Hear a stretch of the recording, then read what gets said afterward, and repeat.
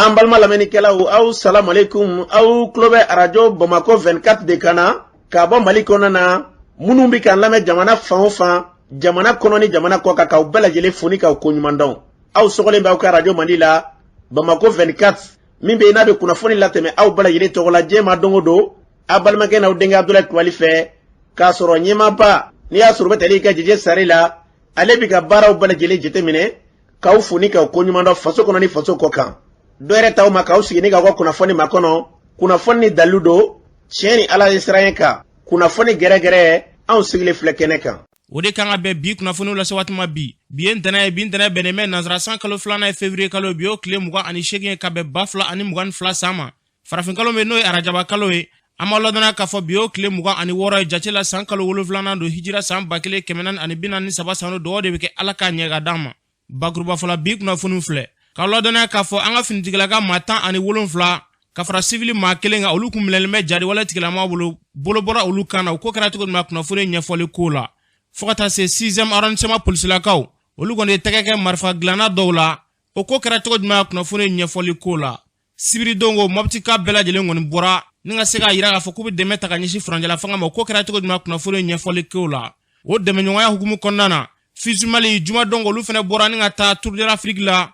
ka se ka dɛmɛɲɔgɔnya ta ka ɲɛsin furanjɛla fanga ma o ko kɛra cogo jumɛn kunnafoni ɲɛfɔli ko la Bamako commune 2 kɔnɔna na kɛrɛnkɛrɛnnenya zone industrielle sifinakaw olu kɔni bɔra ni ka yira k'a fɔ ko maa dɔ kɔni bɛ fɛ olu ka mairie daragiw la ko kɛra cogo jumɛn kunnafoni ɲɛfɔli ko la ninnu de bɛna kɛ kunnafoni la kumaba ye ka fara kunnafoni wɛrɛ kan ka lase a ma a denkɛ n'a balimakɛ fɛ Sidiki Kulibali Ala k'a ɲɛ ka d'an ma kunnafoni an b'a daminɛ k'a ladɔnniya k'a fɔ Mali finitigilaka maa 17 ka fara civil maa 1 kan kabi kuma jan olu kɔni kun minɛlen bɛ jariwale tigilamaw fɛ ka tunu n'u ye ɲɛsi kelen kun dɔnnen tɛ ni maa ninnu na nka kunnafoni y'a yira k'a fɔ ko kɔsada in na k'u kɔni ye bolobɔ ni maa kofɔlen ninnu na ni ka se k'u kanabila ni maa ninnu kanabilalen min bɛ tali kɛ Mali furanjɛla fanga ɲɛmaa la colonel Asimi Goita ale kɔni y'u bisimila a yɛrɛ jabala la kulubakaw fɛ yen nɔ o kɛlen na an ka ministre min ɲɛsinnen bɛ lakanako ma kɛrɛnkɛrɛnnenya sɔrɔsi kɔrɔw olu ka koɲɛ bɛ ministre min bolo n'o bɛ tali kɛ colonel Sadio Kamara ale ye ɲɛfɔli dɔw kɛ an k'a lamɛn. Bi ye donba ye an finitigilakaw bolo Ala ye a nɔgɔya an ye bi an ka se ka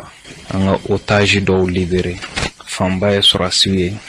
civil kelen b'a la sɔrɔsikɛ de bɛ a nin di ka joli di ka liberté di walasa ka jamana lakana ka jamanadenw lakana donc a bɛnnen don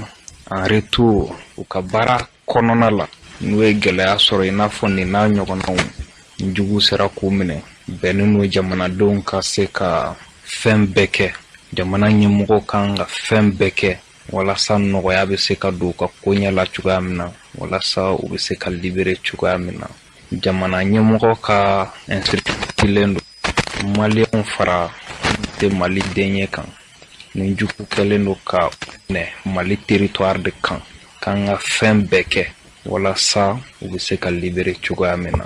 an ye dɔw ka libération sɔrɔ ka tɛmɛ bi Ala ye ninnu ta nɔgɔya n dalen don a la don nataw la minnu bɛ yen nɔgɔya bɛna don caman ta la an bɛ se k'a fɔ ninnu caman minɛna kɛlɛkɛyɔrɔ la centre b'a la kɔrɔnyanfan b'a la mais bi an bɛ Ala fo Ala ye nɔgɔya don bi ninnu ka libération na welekan min bɛ n bolo ka se tɔw ma minnu bɛ bolola halisa an b'a f'u ɲɛna maliyɛnw tɛ ɲina Mali den si kɔ maliyɛnw tɛ Mali den si bila bolo kɔfɛ an finitigilakaw armée malienne an tɛ ɲina an tɔɲɔgɔn si kɔ an t'an tɔɲɔgɔn si to bolo kɔfɛ minnu bɛ bolola hali bi an b'an cɛsiri don nataw la walasa nɔgɔya bɛ se ka don u ka koɲɛ la cogoya min na u bɛ se ka na u ka denbaya ɲuman sɔrɔ cogoya min na. Yarabi Ala ko dugawu minɛ nin tun bɛ tali kɛ colonel Sadio Kamara la a y'a fɔ cogo min na Mali finitigilaka fɛn fɛn bolo la fo ka taa se civil ma maa o maa bɛ bolo la yarabi Ala ka se k'u bɛɛ lajɛlen kanabila u ka se ka n'u ka denbaya ɲuman sɔrɔ n'an bɔra ye Bamako 6e arrondissement polisilakaw olu kɔni ye tɛgɛ kɛ marifa jugu dilanbaga dɔw la a yirala k'a fɔ k'u kɔni yamaruyalen tɛ n'u ka marifa dilan nin ye u ye marifa kɔni minɛ marifa caman ba fo ka taa se marifa kisɛw ma olu kɔni minɛna fo ka taa se téléphone mugan bɔɲɔngo ko nin bɛɛ lajɛlen minɛna ni maa kofɔlɔ ninnu fɛ moto 2 ka taa se mobili 1 bɔɲɔngo ma olu bɛɛ lajɛlen kɔni minɛna ni maa kofɔlɔ ninnu fɛ min bɛ tali kɛ commissaire divisionnaire Umaru Dambele ale b'a ɲɛfɔ an ka lamɛn. Commissaire divisionnaire Omar Dambélé. Ma femme nous là, avec fond nous manque pistolet automatique amélioré. Au dentan de bala, au dentan ni pistolet automatique de fabrication artisanale amélioré. C'est-à-dire que à ma bo génie là, mais en reka pour la barakla mumia. Nous ka niveau de perfection c'est à niveau d'homme. Nous ba gland a tieni nobe comme mu rebe bo génie na kana. Donc il va y kaskaya, ni ne be sur bandu boulot. Nous même mo ka bituku braqué, nous même mo ka moto menela. Ni chama le bituku kono. Fusil de chasse flaba là, ani carabine flafana bala. Bon en même temps quelques marfa grimand dobe na be fama ko PM. Pistolet mitrailleur au chargeur woro eni. Dabaliban ko re chama voyez non seulement munitions wara munumbe. Ni munitions nous sur la souka quelques noms de PKM munitions, PM munitions, ani 14-5 munitions. Ni re ni tieni munitions c'est belebelebla ni sur mandi kosobe. Ni me sur quelques héros de la kachaya. Comme enquête que enquête maban. On connaît mais c'est comme fort à la droite. Voyez anye kibara mume ko bandi dobe sanga sigidala. O bandi interpellé dendi. Anye sikaskalu ke ale ayirana ka fo bandi caman be minnu bɛ taa marifa san marifa ninnu minɛ na yɔrɔ min an sɔrɔla ka taa o quartier la ka taa marifa dilanna ɲɛ sɔrɔ yen k'a minɛ k'a ye k'a fɔ a tɛ sariya kɔnɔ a ka marifa dilan yamaruyalen tɛ yɔrɔ si an ye marifa ninnu sɔrɔ a bolo même temps an ye munition sɔrɔ a bolo mais munition ninnu a sɔrɔ yɔrɔ ka dun kosɛbɛ enquête senfɛ an ye téléphone 20 ɲɔgɔn sɔrɔ en même temps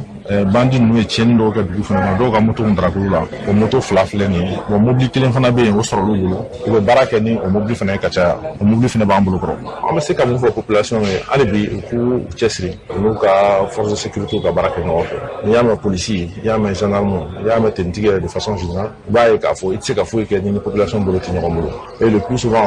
on constate que de plus en plus population b'an dɛmɛ an ka baara la hali ni y'an sera ka nin série in kɛ bi population ka dɛmɛ de don donc an b'u encourager dans ce sens là pour que continuer à lui k'an dɛmɛ pour que an ka se ka maliyɛnw sécuriser an ka se k'an yɛrɛ kun sécuriser. Ni tun bɛ tali kɛ commissaire divisionnaire Umar Dambélé la y'a fɔ cogo min na yarabi ala ka ni ɲɔgɔnnaw cɛ an ka jamana kɔnɔna na maa bɛ yen k'i bɛ nin waleya sugu ninnu kɛ an ka jamana kɔnɔ ala ka se ka furabu i ka woro ɲɛma tɛgɛ ka se ka k'i la cogo min na n'an bɔra ye ɲɔnɔ marabolo la lakana bilama min cogo di min bɛ tali kɛ karamɔgɔ Abulayi Kulubali ale bɛ ɲɔnɔ marabolo la nin waati in na ale b'a ɲɛfɔ an ka lamɛn. An bɛ ɲɔnɔ marabolo kɔnɔ na kɛrɛnkɛrɛnnenya Kurumari ni o ye commune 3 ye ni olu jɛlen bɔra ni o ye Dɔgɔfiri commune Suala Jabali a furu de ma ko Kurumari an bɛ yan bi ka sababu kɛ an ka cɛkɔrɔba Farimara la ani o kɔfɛ an yɛrɛ tun y'a fɔ mɔgɔw ye ka kɔrɔ k'a fɔ ni ala sɔnna ma an kan ka se yan nka min ye ala ta ye ni o teliyara o kama bi an bɛ Kurumari yan bi ni ala sɔnna ma Dɔgɔfiri commune kɔnɔ. I bɛ yen nɔ bi lakanako bi cogo di bi n'a ma ye k'a fɔ ko e yɛrɛ bɛ yen nɔ. Siriki ni ɲininkali diyara n ye kosɛbɛ an bɛ foli di an ka bɛɛ ma an bɛ sigi o kan o sababu kɛ kunnafoni ni dalilu ni ala sɔnna ma n'u bɛ sɔn ka na sanga ni waati bɛɛ u bɛ o ɲɛ sɔrɔ k'o sababu kɛ kunnafoni minnu bɛ yen n'an b'u d'u ma ni o ye dalilu de b'an bolo sanga ni waati bɛɛ kunnafoni di bi n'i ko ko an yɛrɛ bɛ yan an tun bɛ a caman mɛn bi an yɛrɛ bɛ kɛnɛ kan yan an donna yan kabini alamisa don Siriki Kulubali bi yan marabolo kɔnɔna la min y'i ka dɔn k'a fɔ basigi ye ni ala ka kan a b'a la ka na dɔɔni. Nka fɛn min don fo mɔgɔw k'o faamuya gɛlɛya donni yɔrɔ la a donni ni a bɔli olu tɛ kelen ye min ye an ka mara kɔnɔna na yɔrɔ min tun bɛ yen ni o tun ye gɛlɛyaba ye n'an bɛɛ tun bɛ ka miiri o la kosɛbɛ kabini sanga da o farabu hali bi o kɔni o ma labila nka min bɛ yen n'o jaba jɛmɛ fabakun bɛ yen kɔsa in na o kun bɛna juguya sɔɔni ka tɛmɛ farabu yɛrɛ kan n'o ye fabakɔrɔ ye wulikajɔ kɛra olu kun tɛ se ka tɛmɛ ka na ɲɔgɔn kan nin dɔgɔfɔɲɛ in kɔnɔna an ka jamana lakanabagaw ye wulikajɔba kɛ ka ɲɛsin fabakɔrɔ yɔrɔ ma o kɛra so ye olu maa minnu bɛ yen ni maa banabaatɔw kun don k'o sɛgɛ kɔngɔ kunkolo u nana dumuni d'u ma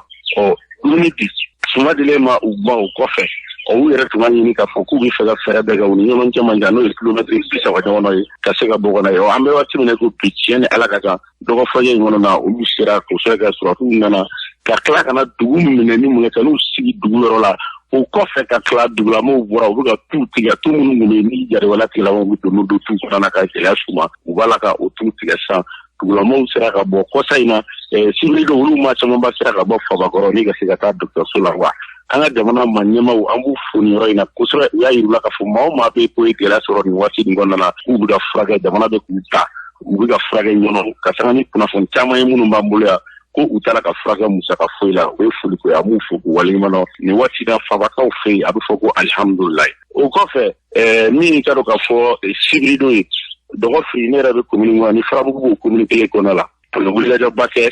a mɔgɔw kan ka tila ko maaw ninnu nanen kɔfɛ n'u taara jamana lakanabagaw nanen kɔfɛ ka wulikajɔw kɛ so maaw bɛ se ka don yɔrɔ dɔw la o de sen fɛ min ye maa dɔw bɔra tɔgɔ firi dugu bɛ ko Kabankura pɛkɛ ka bɔ dɔrɔn ni o ye sugu dugu yɛrɛ kɛrɛfɛ ye ka taa falada la u t'u ka lamalamaw kɛ o hakilila k'u tɛ yen u sina ka marifa ci se o kɔni kɛra mun ka mɔgɔw girinna kisɛ ye dɔ sɔrɔ a bolo la nka tiɲɛna Ala ka ca a jasira bonyana ka tɛmɛ a masiba kan min ye a ma kɛ jɔnniba ye o kɛra mun kɛ dozolakaw wulikɛtɔ kɛra o yɔrɔ la k'a fɔ jaja lakanabaw olu nana wulikɛtɔ minnu kɛ n'u caman carila hali sisan dɔw b'o yɔrɔ la an ye kunnafoni sɔrɔ tuguni Fala kɔfɛ ni o ni ne yɛrɛ bɛ yɔrɔ min na a tɛ tɛmɛ kilomɛtiri 2 kan k'u b'a la ka wulikɛjɔ kɛ hali bi maa o maa bɛ yen ko sɔrɔsiw nanen kɔfɛ ko e kun kɛra e la k'a fɔ ko e ni Mali sɔrɔsiw dɔ bolo kelen kan walima e bɛ kunnafoni di k'u b'a la ka gɛlɛya ta ka ɲɛsin olu ma o kɛra sibirido o sibirido kelen kɔnɔna na dɔgɔ fɛ dugu dɔ bɛ fana ko Bamakɔkura mini dɔ yera ye fana ni o ye muguli dɔ donnen Ala y'a kɛ dozolaka minnu bɛ dɔgɔ firiba la olu ye wulikɛjɔ bila wele bila dɔgɔ firi dozow fɛ k'a fɔ sɔrɔsiw ko basi tɛ ko k'u kɔnɔ sɔrɔsiw nana ka n'o mini fana ka n'o fana wuli o mankan ma dogo mɔgɔw la dɔgɔ firi ni farabugu cɛ yɔrɔw la mankanw fana bɔra kungow kɔnɔna na o yɔrɔw la ni an ka lakanabaw u kɛlen kɛ ni min kɛ minnu wulili a ma dogo maa si la o yɔrɔw fana kɔnɔna na o kɛra sibirido min yɛrɛ kununko dimanche ye an dabali banna k'o kɛ kununko wulada fɛ an ti o kɔnɔna an yɛrɛ taara fo muguda la dozow nɔfɛ min ye an ka dozo minnu n'olu ye yɛrɛlakanakɛkulu ye anw fɛ yan olu bɔra de k'u bɛ t'u ka forow la k'u to o yɔrɔw la ko u ni misigɛnna dɔw taara ɲɔgɔn bagangɛnna dɔw o sen fɛ a kɛra olu kɔnɔ ko i n'a fɔ maa minnu bɛ baganw nɔfɛ ten u yɛrɛ ka fɔ la ye ko olu bi a la k'u bɛ gɛrɛ u la u ye marifaw bɔ o yɔrɔnin fɛ o ti bala na parce que ni maa min nanbala attaque lajɛ i b'a ye k'a fɔ o don de ani kɔnata jugu ninnu bɛ yen minnu ye an ka Mali afro-maliyɛn yɛrɛ k'u attaque u ye misiw kɛra de ka an ka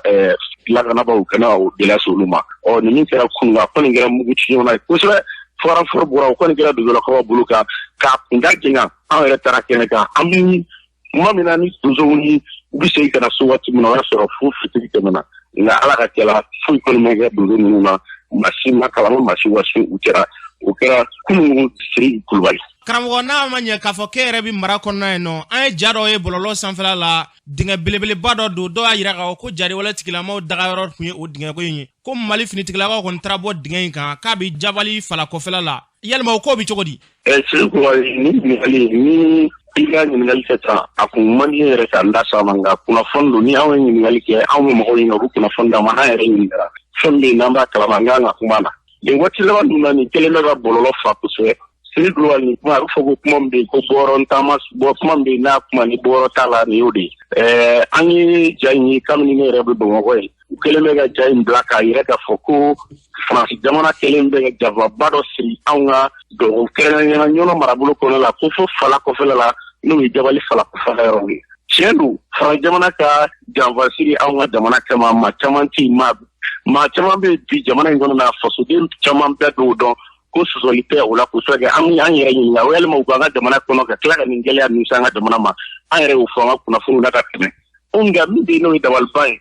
fɛn dɔw bɛ yen fana an bɛ deli ka fɔ mɔgɔw ye minnu b'a baaraw kɛ u ka sabali mara la n'u b'an ka jamana lakanabaw fɛ parce que mun na n'i bɛ maa fɛ de kana fɛn fɔ ko fɛn dɔ kɛra fo ka tila ka yɔrɔ dɔ fɔ yɔrɔ min bɛ yen n'a nɔ bɛ se ka sigi k'a sɔrɔ ni tiɲɛ don ni tiɲɛ tɛ yɔrɔnin min na bon ni filɛ nin kunnafoni min don kabini ne yɛrɛ de an y'a mɛn an ye ɲininkaliw daminɛ fɔ nɛgɛjuru sira fɛ ne ye maa minnu ɲininka ne yɛrɛ ka hakili la u kɛlen bɛ ka an ka ofisi kɛrɛnkɛrɛnnenya ofisi Niger min bɛ yen o ɲɛmɔgɔw k'olu fɛn yɛrɛ fɔ ko olu yɛrɛ de ye kunnafoni d'u ma olu yɛrɛ y'u to juguya ka ne wele ka ne ɲininka Bamakɔ ayiwa ko i ti ɲ'a ma kunnafoni dɔ bɛ bɔlɔlɔ sanfɛla la an tɔgɔ bɛ ka fɔ a la k'a kɛra yan ko anw yɛrɛ de ko anw de y'a sɛbɛn diya k'a sɔrɔ a ka farabuya anw t'a kalama ne ko n ko bɔlɔlɔ kumaw don a ye nin caman to yen a ye ninnu to yen nin ɲɔgɔnna caman bɛ kɛ ni Ala sɔnna ma ne yɛrɛ kan ka n'a ya tile 2 in na bon ne nana fana an munumunu ka taa a bɛ ka fɔ k'a kɛra yɔrɔ yɛrɛ mun na o mara ɲɛmaaw yɛrɛ bɛ ne ɲininka k'a fɔ ko ala nin kuma in kɔni vraiment a kɔni kɛlen bɛ ka diɲɛ minɛ don olu t'a kalama u m'a ye wa u t'a ɲɛdɔn an tilal'o la ka enquête dɔ fana Siriki Kulubali ka taa sɔrɔ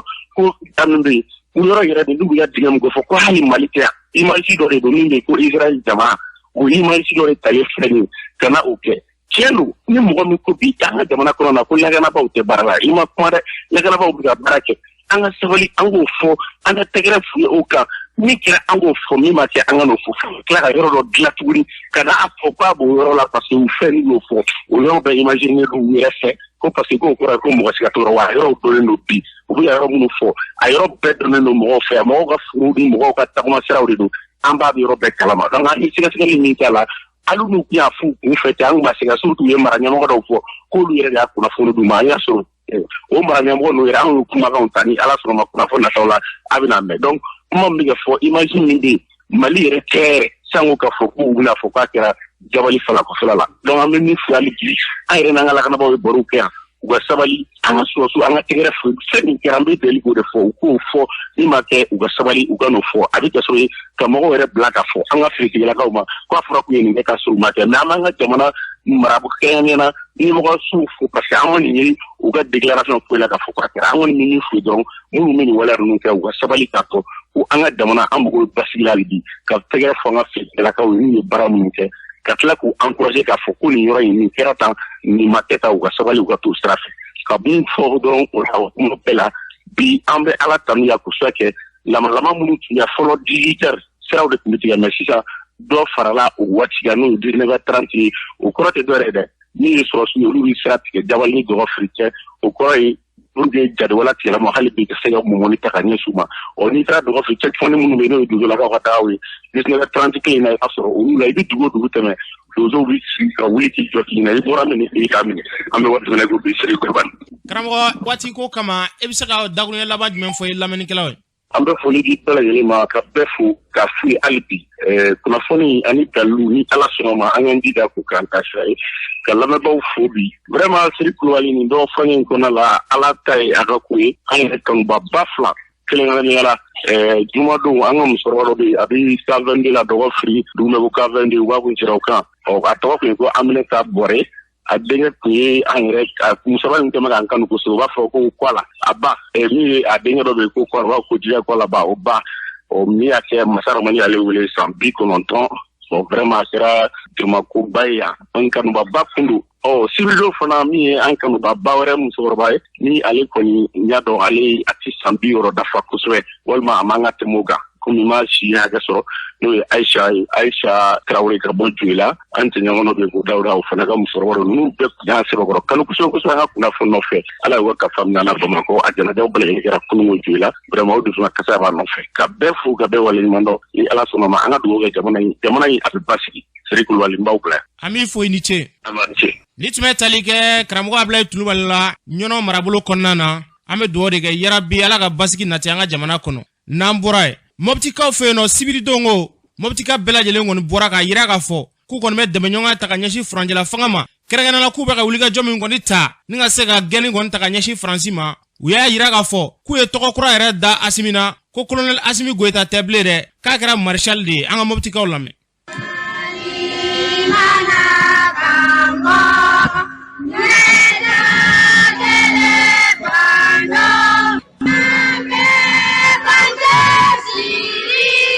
An bɛ kɛnɛ min kan bi nin ye faso kanu kɛrɛn de fasoden ɲuman minnu b'an fɛ yan Mɔpti yan olu de ye nin sigi in labɛn pour que an bɛ se ka fara ɲɔgɔn kan ka an ka jamana fanga n'o ye transition ye ka a jukɔrɔma don do gɛlɛya min bɛ jamana in kan a dogolen tɛ maa si la an wilikun yɛrɛ ye min ye an ka transition ɲɛmɔgɔw ye fɛɛrɛ min tigɛ k'a fɔ ko Faransi ka jamana in bila sans condition an ka sigi kun ye o de ye bi.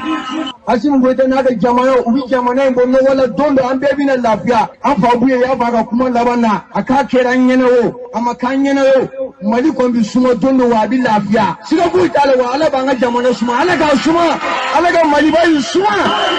jamana in jugu jamana in kɔnɔ jamana in kɔ kan ala k'u bɛɛ mago sa ala ka Faransi mago sa Faransi président mun bɛ fanga na bi ala ka fɛn d'a ma mun b'a ɲinɛ an kɔ makɔrɔ tɛ a ka fanga banna o ala y'a ta tiɲɛ ka ban ala k'a ta tiɲɛ hali sini a dɛmɛbaga minnu bɛ jamana in kɔnɔ ala k'u mago sa y'a bi ala k'u ta ka bɔ an kunna an mago tɛ politiki ko la an mago tɛ dɔ wɛrɛ an mago b'an faso de la da t'an ye sunɔgɔ t'an ye i tɛ se ka taa yɔrɔ min ka di ye i tɛ se ka foyi kɛ o tuma na n'o bɛ jamana in kɔnɔ lafiya jumɛn bɛ yen o tɛ o tuma na an bɛ fɛ ka jamana in lafiya de sɔrɔ ale k'a kan ye ala ka jamana in suma y'a bi jamana in Muhamadu b'a ɲini hɛrɛ i bɛ jamana in kɔnɔ i bɛ jamana in kɔnɔ ala ka hɛrɛ k'an n'a tigi ye n'i k'i ti fɛ ka Mali in lafiya kɔnɔ i bɛ jamana kɔnɔ o i bɛ jamana kɔnɔ ala ka fɛn d'i ma mun b'i ɲinɛ Mali in kɔ ala k'an ka jamana suma ni mori mun ko k'ala ka diɲɛ lafiya a bɛ k'i ɲɛna ni mori mun ko ala ka diɲɛ wuli Ajibo ini ka wala ko e re ta ka faraka ala ka anti so ma ala ka mali suma ala ka mali bali suma. Vive la transition, vive l'armée, vive Mali. Ayaw ji da motikaw ayaw ji da Maliens surtout muso ni kɛlɛ wulila muso de bɛ sɛgɛn ni fɛn bɛɛ ye muso a kana ɲɛ tugu kɛlɛkɛlaw ka k'u dogo aw ka so kɔnɔ n'aw ye tiɲɛni kɛla ye dɔrɔn a y'a yira Asimi ninnu sɛgɛnna koyi sani bi ka se kunun de tɛmɛna an bɛ foli kɛ sɔrɔdasi cɛman n'a musoman bɛɛ ye bɛɛ ni cɛ i yɛrɛ ye vive la transition vive l'armée vive la population de Mopti. An bɛna décoration kɛ o de ye jumɛn ye an ka président de la transition ni a bɛ fɔ colonel Assimi Goïta. Donc désormais a bɛ fɔ maréchal Assimi Goïta. Maréchal Assimi Goïta. Ni tun bɛ tali kɛ Moptikaw la u y'a fɔ cogo min na yarabi ala ka basigi nati an ka jamana kɔnɔ n'an bɔra ye okumu kelen kɔnɔna na min bɛ tali kɛ jumadongo jɛkulu bɛ n'a fɔ a ma ko Fizi Mali olu kɔni bɔra jamakuluba Tour de l'Afrique la ni ka se ka dɛmɛ ɲɔgɔn kɔni ta ka ɲɛsin furancɛla fanga ma an sira min sɔrɔ o la o filɛ. An nana de k'an ka transition soutenir parce que an tun bɛ président min kɔ donna nata la min bɛ se ka yɛlɛma don Maliko la an y'o de sɔrɔ tan sɔrɔdasi ko tɛ mɔgɔ min bɛ se ka an faso défend mɔgɔ min bɛ se ka an ka jamana taabolo yɛlɛma ka bɔ maracogo juguya la en même temps ka tila ka terroriste kɛlɛ ka an ka dugukolo ka an ta ye anw bɛ sa o kɔ. N nana bi mouvement ka wele lamɛn ka na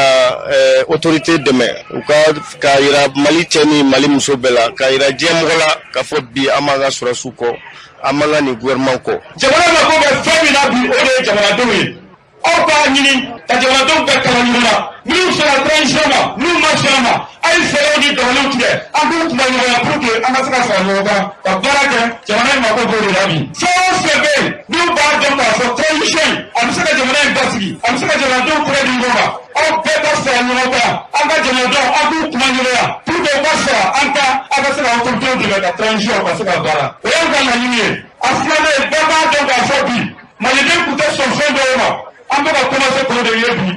an b'a fɔ maliden kelen-kelenna bɛɛ ye k'o dabila o ye mun ye anw ɲɛ b'a la jamana dɔw bɛ yan u ka drapeau bɛ yan kuma dɔw la maliyɛnw de an t'a dɔn u b'a essayer ka drapeau jeni nin tɛ maliyɛn ka baara ye drapeau jeni an k'o dabila pewu. Ko ka drapeau jeni kɔni dabila k'o tɛ maliyɛnw ka baara ye yarabi ala ka faamu ɲuman d'an ma ni tun bɛ tali kɛ Fizi Mali jɛkulu maaw ka seereya la n'an bɔra ye Bamako commune 2 kɔnɔna na kɛrɛnkɛrɛnna zone industrielle maaw o sifinnakaw kɔni bɔra lajɛrɛba ka yira k'a fɔ ko bɔlen kun tɛ dɔwɛrɛ dɛ ko yɔrɔ kɛrɛnkɛrɛnlen min b'olu bolo k'o bɛna k'u ka miiri ye ko dɔ kɔni nana k'a b'o minɛ k'o yɔrɔ in kɔni y'a ta ye sifinnakaw kɔni bɔra ka yira k'a fɔ nin yɔrɔ kofɔlen tɛ minɛ dɛ ko fɔ n'a bɛ minɛ olu su kan an ka maa dɔw lamɛn. Ne ye Bala Iraila Sina CDQ comité de développement des quartiers ne y'o président quartier kɔnɔna la n'o ye zone industrielle ye an kɔ donnen filɛ nin ye bâtiment min na nin ye o bâtiment ye a bɛ construction na a bɛ bail la quartier tɔgɔ la a kan ka jɔ ka kɛ quartier ka centre secondaire de mairie donc a b'o hokumu de kɔnɔna la a yirala n'a k'a fɔ ko yɔrɔ in a bɛ quartier bolo depuis lawale parce que quartier ka lotissement na du fila tun bɛ yɔrɔ in na olu recasera quartier fɛ k'u bila ka taa recasement na donc quartier ni conserver pour que ka se k'a ka mairie de jɔ a la parce que an bɛ yɔrɔ min na fo ka se bi ma an bɛ commune 2 min kɔnɔna la zone ye quartier commune 2 kɔnɔna la quartier min ale kelen dɔrɔn de bɛ luwanze la a ka mairie ko niveau la donc quartier ni espace in réservé k'u bɛna k'u ka mairie place de mairie ka jɔ a la ka quartier tɔgɔ la donc o hukumu de kɔnɔna la a yirala k'a fɔ cɛkɔrɔba dɔ fana wulila a nɔfɛ ko ale ta ye yɔrɔ ye k'a ka papier b'a bolo k'a ka titre b'a bolo k'a ta ye yɔrɔ ye kɛra a bɛ san caman bɔ bi depuis anw tɛ bɛrɛ dɔn fo kana kɛ bi an yɛrɛ fana sen b'a a ko la donc cɛkɔrɔba n'o ye sama-sama la ko in nɔfɛ ala ye cɛkɔrɔba miniji tanya bi a denw de fana wulilen don yɔrɔ in nɔfɛ wagatinin na a ma mɛn ten tɔ ko dɔw kun kɛra a kɔnɔna la an ka ɲɛmɔgɔ dɔ bɛ yan n'o ye an ka maire délégué quartier den don en plus u y'o minɛ ka taa n'o ye tribunal la a ko la a ye tile damadɔ k'u bolo yen nɔ donc bi an bɛ min mɛn tuguni an tulo b'a la k'a fɔ ko u nana terrain kan k'u nana visiter terrain kɛ k'u bɛna yɔrɔ in démoli donc bi anw bɛ yan nɔ ka message de passer autorité fɛn fɛn bɛ jamana in kɔnɔna la k'a f'u ɲɛna quartier min n'o ye zone industrielle ye bâtiment min n'a jɔlen filɛ nin anw bɛ nin yɔrɔ in anw b'a kɔlɔsili la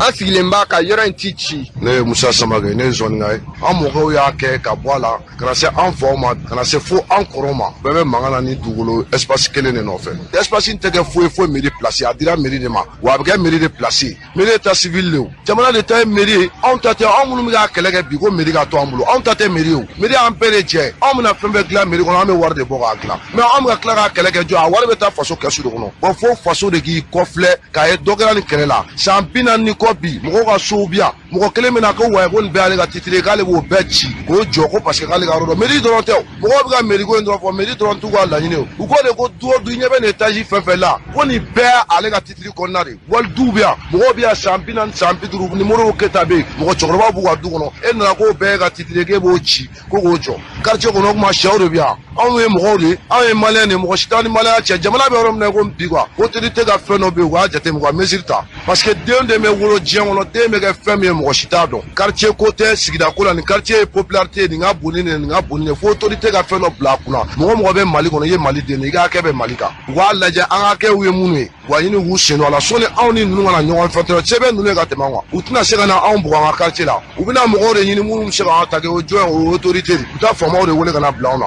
bon faamaw mana na anw fana dusu tɛna jɛ n'a ye an bɛna affrontement dɔ k'an ni ɲɔgɔn cɛ mɔgɔw denw ɲɛ bɛ se ka ci a la mɔgɔw denw bɛ se ka sa a la mɔgɔw denw sen bɛ se ka kari a la o ye fɛn dɔ tiɲɛ dɛ mɔgɔ dɔ bɛ se ka sa i b'a sɔrɔ a tun bɛ se ka mɔgɔ dɔ ɲɛ jamana kɔnɔ fo autorité ka nin fɛn ta k'a lajɛ k'a mesurer k'a jateminɛ sɔni nin ka taa bɔ ko in na parce que mun na an bɛ k'o yɔrɔ fɔ mairie a bɛ jɔ anw su kan dɛ an tɛ siran an tɛ nin yan yɔrɔ ye a bɛ ci an su kan bilayi a tɛ kɛ fo n'u ye zone bɛɛ faga k'a ban jeunes mana ban waati min na cɛkɔrɔba dɛsɛlenw bɛ se ka n'a jɔ sinon anw balolen ɲɛna o yɛrɛ tɛ jɔ dɛ. Ni tun bɛ tali kɛ zone sifinnakaw la yarabi ala k'u bɛn kelen kan n'an bɔra ye dɔw fana tɛ tɛmɛlen na n'aw hakili b'a la tasuma ba wulila falajɛ garabali la o waleya in kɛlen na min bɛ tali kɛ CNT maaw la olu kɔni ye délégation wuli ni ka se ka taa bɔ ni maa ninnu ye min bɛ tali kɛ garabali ɲɛmɔgɔ la Abdul Salamu Sise ale ye hakilina fɔ k'a yira k'a fɔ ko furancɛla fanga maaw k'u ka wulikajɔ kɔni kɛ ka se ka olu ni maa cololen nu k'u mabɔ ɲɔgɔn na ko n'o tɛ ko hali sini ko kasara bi kɛ dɛ ko nka ko n'u y'u bɔ ɲɔgɔn na ko kasara bi ban pewu an k'a lamɛn. an y'a dɔn ko ni a man kelen sɔrɔ a ye aw yɛrɛ sɔrɔ kabini tasuma daminɛna président ani a ka mɔgɔw bɛɛ wulila k'u jɔ an balimaw nana yan min ye kɔrɔnfɛmɔgɔw ye kɛlɛ nana ni mun ye an n'u ma se ka ɲɔgɔn faamu mais an bɛ min ɲini aw fɛ bi aw kana an séparer u ka taa fan kelen fɛ bagan fɛrɛla ka to fan kelen fɛ n'aw ye nin kɛ bi an bɛ si kɛ garabali tigɛ ni tun bɛ tali kɛ falajɛ garabali ɲɛmɔgɔ la Abdul Salam Sise yarabi ala k'u bɛɛ kelen kan okumu kelen kɔnɔna min bɛ tani kɛ CNT tɔgɔ la maa min kun taara yen nɔ Jawarakaw furumuso Zenabu Sidibe ale ye kuma min fɔ yen nɔ o filɛ. an ye jateminɛ min kɛ an balimakɛ o ka vice président ye kuma dɔ fɔ an baden mun fɛnɛ ni dusumakasaw sɔrɔ u sigiyɔrɔw la n'olu nana k'u sigi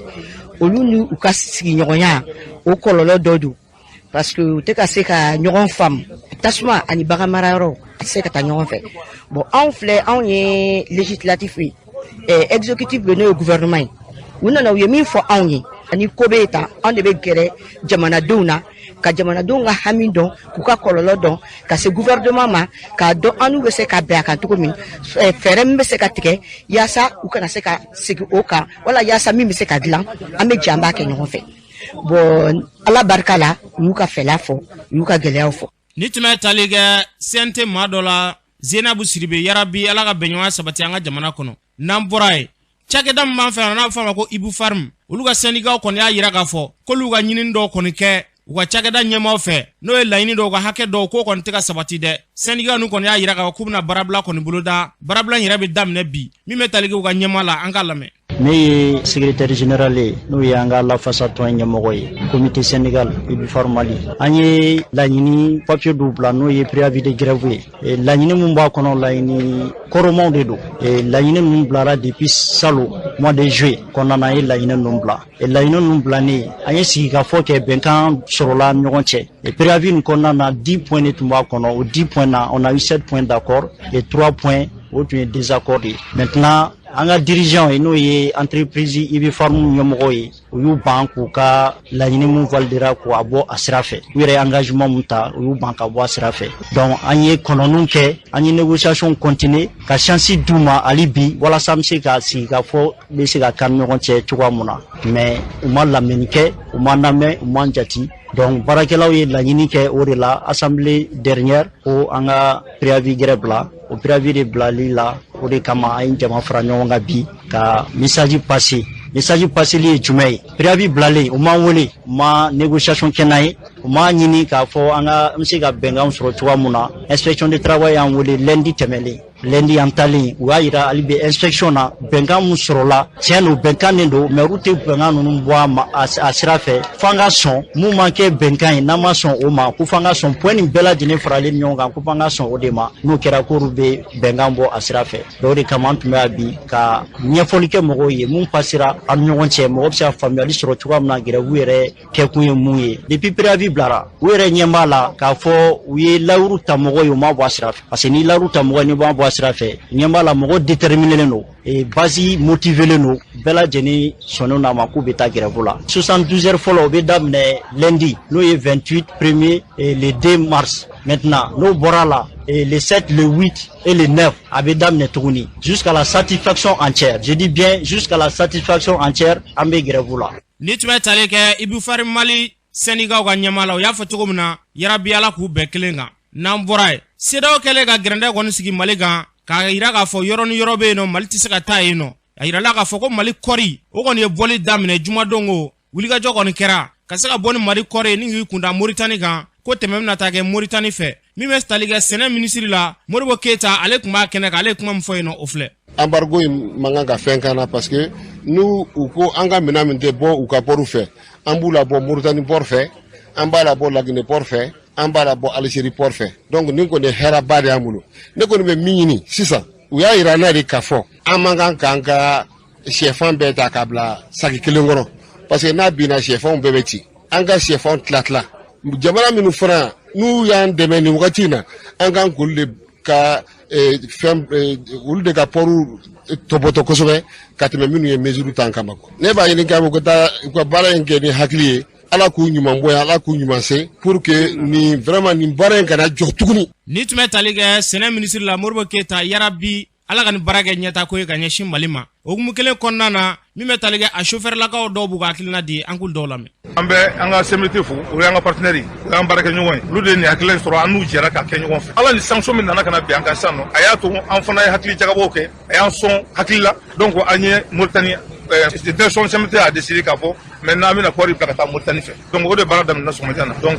hakili la ni bi tɛmɛna désormais donc an bɛna continuer ka Mauritanie sira fréquenter comme an tun b'a kɛ sira tɔw kan cogo min na n sɛwalenba le parce que ni yɔrɔ dɔ y'i ba la ni yɔrɔ dɔ y'a bolo bɔ i ma i bɛ taa Nɔkisɛw taga a diyala anw chauffeur ye n'Ala sɔnna fana an ɲuman bɛ don an bɛ sira nin daminɛ badabada an bɛ gouvernement fo k'an ka transporteurs fo ka CMDT fo u ye hakilila ɲuman min sɔrɔ k'a fɔ mobiliw jɔlen kɛnɛ to ka bouger vraiment a diyara n ye a bonyana ma yarabi Ala ka nin kɛ ɲɛta ko ye ni tun bɛ tali kɛ Mali chauffeur dɔw la Ala k'an ka jamana basigi ni k'a kolo suma n'an bɔra ye kulu dɔ sigilen dɔ sen kan an ka jamana kɔnɔna na CRI 2002 olu kɔni ka baara tɛ dɔwɛrɛ dɛ jamana ladala ko kɔrɔw ka se ka wulikajɔ kɔni kɛ dugu ni dugu ka se ka fɛn kɔrɔw kɔni fara ɲɔgɔn kan hakilinaw jamana bɛ se ka basigi cogo min na u y'o kɔni kɛ gafe ni ka n'o di an ka ministre de la refondation Ibrahim Ikasa Mayiga ma a yirala ka ko nin ta k'o kɛra région 2 de ye Mopti ani Tombouctou Ibrahim Ikasa Mayiga ale bɛ min fɔ an ka lamɛn o ye baaraba de kɛ ka na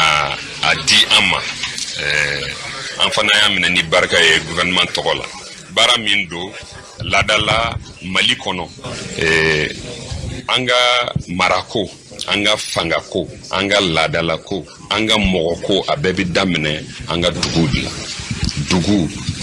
o de ye fɛn bɛɛ ye donc baara ni a kɛra gafe de ye min bɛ a kɔnɔ an ka dugu u sigi cogo o de bɛ a kɔnɔ mun de ye dugu ye a bɛ fan jumɛn jɔn de bɛ a kunna dugutigi kunda si jumɛn b'a la a sugandira cogo a dɔnnen don wa est-ce que hali drapeau o bɛ a bolo wa décision min bɛ a nommé est-ce que o bɛ yen donc o baara de kɛra hakilijakabɔ baaraba de don ka kɛ Mali fantan fila bɛɛ la maintenant région fila sugandira Mopti ni Tombouctou k'olu baara kɛ gafe kɔnɔ k'u di donc pour que gouvernement ka se ka a fara bolo kan ka se ka réforme min na kɛ donc ka se ka o hakilinaw ta ka baara kɛ n'o pour que a ka kɛ réforme basigilen ni tun bɛ tali kɛ ministre de la refondation Ibrahim Ikasa Mayiga yarabi ala ka ni ɲɔgɔnna caya an ka jamana kɔnɔ n'an bɔra yen an bɛ taa jamana kɔkan na Jurate Jakite mun bɛ bolo an bɛ taa Guinée Conakry farajɛla kelenya b'a ka lasigiden min bɛ la Guinée n'a bɛ wele ko Joseph Kol juma tɛmɛlen a y'a jira k'a fɔ ko Guinée ministre mun ka baara bɛnnen don Guinée ni jamana wɛrɛ koɲɛw